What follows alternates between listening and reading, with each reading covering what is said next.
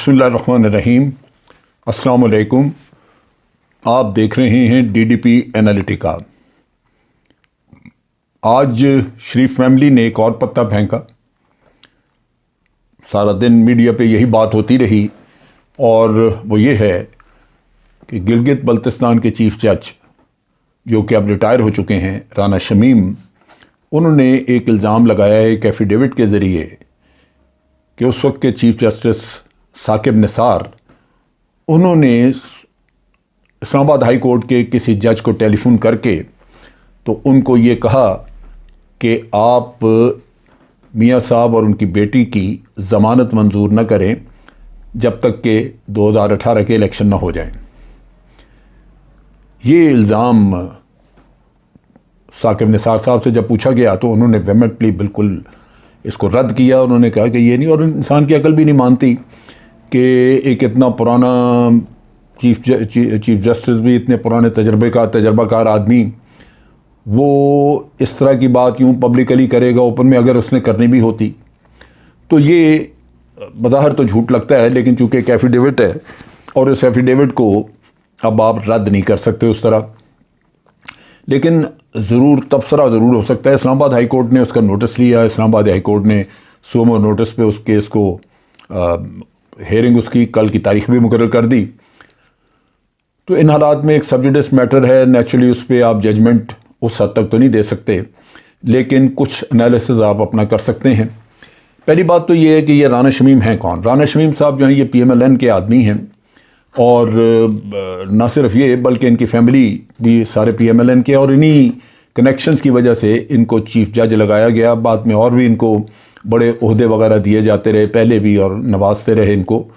تو P M L N نے ان کو بڑا لک آفٹر کیا، اور یہ اب غالباً ایک تو یہ بھی ہو سکتا ہے کہ جذبہ ان کے اندر کہ جو ان کے ساتھ مہربانیاں ہوتی رہی ہیں آج ان کو وہ ری پے کریں، لیکن وہ فوری طور پہ بھی ہو سکتا تھا، جب یہ قصہ آیا تھا اسی وقت بھی ہو سکتا تھا، لیکن آج کیوں؟ آج لگتا یوں ہے کہ شاید کوئی نئی مہربانی ہوئی ہے، کیونکہ موصوف لندن میں ہیں، اور یہ ایفیڈیوٹ جو ہے وہ میاں صاحب کے ارینجمنٹ کے تحت ہی تیار کیا گیا ہے۔ وہی فونٹ اور وہی آگے اس کا جو اوتھ کمشنر جس نے کہ اس کو کیا ہے، سرٹیفائی کیا ہے، وہی نوٹری پبلک ہیں وہاں کے، اور وہ میاں صاحب کے سارے کاغذات وہی کرتے ہیں۔ ٹھیک کیا ہوگا، اس میں آدمی کیا کہہ سکتا ہے، لیکن ایک چیز واضح ہے کہ یہ میاں صاحب کے بینیفیشریز میں سے ہونے کی وجہ سے اس کا اپنا بیان وہ اتنا قابل آپ کہہ لیجئے کہ قابل اعتماد نہیں۔ اب ایک یہ ایفیڈیوٹ ہے، اور ایک ایفیڈیوٹ جج ارشد ملک نے بھی دیا تھا۔ میاں فیملی کبھی اس ایفیڈیوٹ کی بات نہیں کرتی۔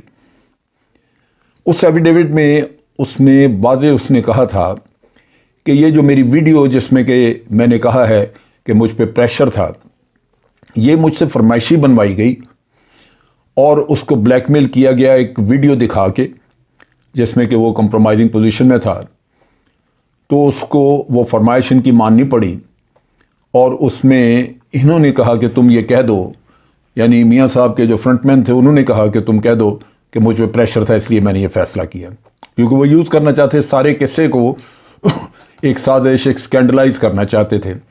نتیجہ یہ کہ وہ اس میں مانتا ہے، جج نے اپنے ایفیڈیوٹ میں کہا کہ جی مجھے انہوں نے اس طرح کہلوایا، مجھے بلیک میل کر کے، اور پھر وہ ساری کہانی بتاتا ہے کہ کس طرح اٹھا کے اس کو کس طرح زبردستی جاتی عمرہ میاں صاحب کے گھر لے کے گئے، پھر اس کو مدینے میاں صاحب کے بیٹوں کے پاس لے کے گئے۔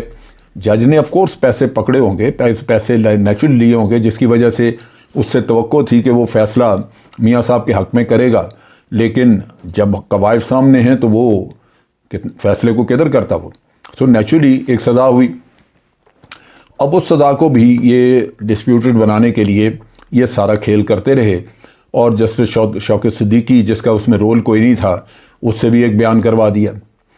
تو یہ وہ چیز تھی جو کہ کرتے رہے، لیکن اس سارے قصے میں دیکھنے کی بات یہ ہے کہ کیا جھگڑا یہ ہے کہ جناب کسی نے کہا کہ الیکشنوں سے پہلے ان کو ضمانت نہ دو، یہ عدالتیں تو ان کی ہمیشہ سے ان کی خدمت کرتی آ رہی ہیں، عدالتوں میں تو کبھی ہوا ہی نہیں کہ ان کے تابع نہ کام کیا ہو، کیونکہ یہ ڈیل کرتے ہیں۔ آپ کو پتہ ہوگا، یاد ہی ہوگا آپ کو جسٹس قیوم والا قصہ، جہاں ان کو ٹیلی فون کر کے شہباز شریف صاحب بتا رہے ہیں کہ فلاں کے خلاف آپ نے کیا ایکشن لینا، اور جس عدالت نے تھوڑا سا ان سے اختلاف کیا، اس کو سپریم کورٹ پہ حملہ کس نے کیا تھا؟ کسی اور نے تو نہیں، انہوں نے ہی کیا تھا، اور وہ اس وجہ سے کیا تھا کہ جسٹس سجاد علی شاہ نے ان کو ریلیف دینے سے انکار کر دیا تھا۔ اب بھی جب میاں صاحب باہر گئے ہیں تو اب ملبہ ڈالتے ہیں یہ حکومت پہ کہ یہ حکومت نے ان کو باہر جانے دیا، پلیٹلیٹس کی وہ یہ کہانی تھی وہ تھی۔ اصل قصہ تھا کہ عدالتیں پریشان تھیں، عدالتیں ان کی زندگی کی ضمانت مانگ رہی تھی حکومت سے کہ جی آپ ہمیں لکھ کے دیں کہ یہ اگلے ہفتے تک زندہ رہیں گے۔ یہ کون لکھ کے دے سکتا ہے؟ لاہور عدالت جس نے ضمانت دی اور ان کو باہر بھیجا، اس عدالت کا کانڈکٹ دیکھیں آپ۔ حکومت نے کہا جی انہوں نے اگر باہر جانا ہے تو آپ 7 ارب روپے کا بانڈ ان سے لیں۔ عدالت نے بانڈ کے بغیر جانے دیا۔ کیوں جانے دیا؟ پھر ابھی شہباز شریف صاحب جانا چاہ رہے تھے، ایسے ہی ایک بہانہ ان کو بھی وہ تیار کر کے انہوں نے بھیج دیا تھا، یہ تو حکومت نے کوئی دلیری کی اور روک لیا ان کو۔ تو عدالتیں تو دیکھیں، آپ حدیبیہ پیپر مل کا کیس لے لیں، آپ اس سے پہلے میاں صاحب کا جو ملک سے باہر رہے اور اس کی وجہ سے ایک معاہدے کے تحت گئے ہوئے تھے، اور ان کے جو کیس ٹائم بارڈ تھے وہ دوبارہ کھولے گئے، خاص مہربانی عدالتوں کی، ورنہ جو شخص معاہدہ کر کے خود باہر جائے اس کا کیس تو ٹائم بارڈ ہو گیا تو ہو گیا، وہ تو کھول ہی نہیں سکتا۔ اب چیز یہ ہے کہ اصل جو چیز تھی وہ یہ نہیں تھی کہ آپ نے فلاں نے یہ کہہ دیا کہ جی اس کا کیس جو ہے وہ بعد میں سن لو، یا فلاں نے کہہ دیا کہ اس کی ضمانت نہ لو۔ یہ تو کہانی نہیں ہے۔ اصل کہانی یہ تھی کہ میاں صاحب نے ٹیلی ویژن پہ آ کے تقریر کی، اور انہوں نے جب پاناما کا قصہ آیا تو انہوں نے تقریر کی اور انہوں نے کہا کہ الحمدللہ یہ جائیدادیں ہماری ہیں، اور الحمدللہ ہمارے پاس ان سب کی منی ٹریل اور شواہد موجود ہیں، ہمارے نام پہ ہیں۔ اور یہ بھی الفاظ انہوں نے کہے کہ ہم اپنے نام پہ رکھتے ہیں جائیدادیں اس لیے کہ یہ ہماری جائز آمدن سے ہیں، جن لوگوں کی حرام کی آمدن ہوتی ہے وہ تو بے نامی رکھتے ہیں۔ لیکن جب عدالت میں کیس کیا جج ارشد والے کے سامنے تو کہا جی ہماری تو جائیدادیں، مجھے تو پتہ ہی نہیں کس کی، میرے بیٹوں کی ہوں گی۔ اور پھر آپ نے منی ٹریل دینی تھی۔ سپریم کورٹ میں جب کیس چلا تو آپ نے منی ٹریل نہیں دی۔ جھگڑا تو منی ٹریل کا ہے، ضمانتیں تو آپ کو ملی ہوئی ہیں۔ ضمانت میاں صاحب کو مل گئی 7 ارب روپے کے بانڈ کے بغیر۔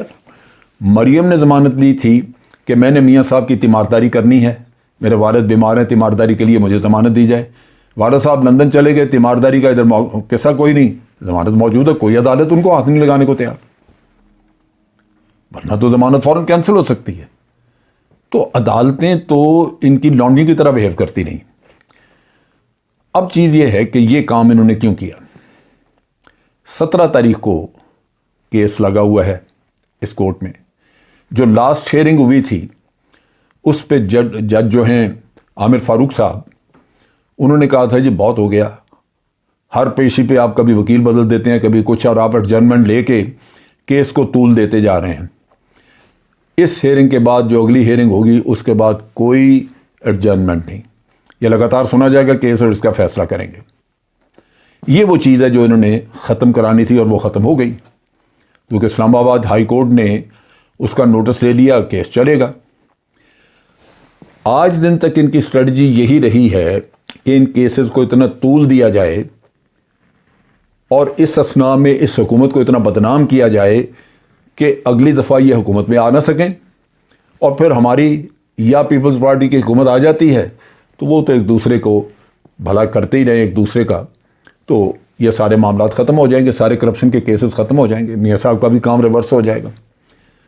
اب اس میں جسٹس عامر فاروق کا نام لے کے تو یہ کہا گیا کہ ان کو ہدایات دی تھی چیف جسٹس نے، لازماً یہ بینچ ٹوٹ جائے گا۔ جو عامر فاروق صاحب جس کی ہیئرنگ کر رہے تھے وہ بینچ ٹوٹ جائے گا، وہ کہا جائے گا، اس پہ اعتراض آ جائے گا کہ جی ان کو تو پہلے ہی ہدایات مل چکی تھیں، یہ تو ہمارے حق میں فیصلہ کریں گے ہی نہیں، یہ تو انصاف نہیں کر سکتے۔ بینچ ٹوٹ گیا، نیا بینچ بنتے کچھ وقت لگ جائے گا، نئے بینچ کے سامنے کیس دوبارہ شروع ہو جائے گا، 1.5-2 سال رہ گئے ہیں اس حکومت کے، وہ گزر جائیں گے، یہ جا وہ جا۔ اصل حقیقت یہ ہے کہ کرپٹ مافیا کے پاس پیسہ اتنا ہے کہ حکومت پاکستان بے بس ہے ان کے سامنے، وہ چاہیں عدالتیں خرید لیں، اور اس اسنا میں جب یہ کیس لمبا ہوگا وہ خریدیں گے، خرید و فروخت ہوگی۔ یہ بدقسمتی ہے اس ملک کی کہ آپ کبھی بھی پکڑی ہوئی کرپشن کو اس کے منطقی انجام تک نہیں پہنچا سکتے۔ دیدہ دلیری، میاں صاحب وہیں رہ رہے ہیں، انہی اپارٹمنٹس میں رہ رہے ہیں، سب کچھ وہاں ہے، اربوں روپیہ وہاں پہ موجود ہے، لیکن اس نظام کو ہم کیا کریں جو صرف اور صرف کرپٹ آدمی کی مدد کرتا ہے۔ آج دکھ ہوا جب ہم نے دیکھا کہ رانا شمیم صاحب بھی غالباً بک گئے، ورنہ اتنے عرصے بعد ان کو یہ یاد آئی، بڑے وسیقت یاد آ جاتی۔ اور آج